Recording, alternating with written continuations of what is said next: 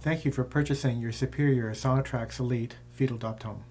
A few basic but important tips will allow for safe use, handling, and storage of your new fetal doppler. First, remove the probe by holding the top and pulling firmly. Now turn on the Doppler and the unit will automatically calibrate itself.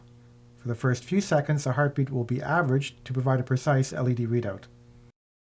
Always use ultrasound gel on the face, remembering to wipe off all gel on completion. To replace a probe, place the bottom into the cradle first, and then snap the top of the probe back into place.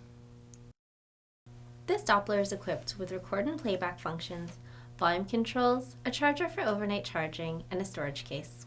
Enjoy using your new Superior Sonotrax Elite fetal doptone.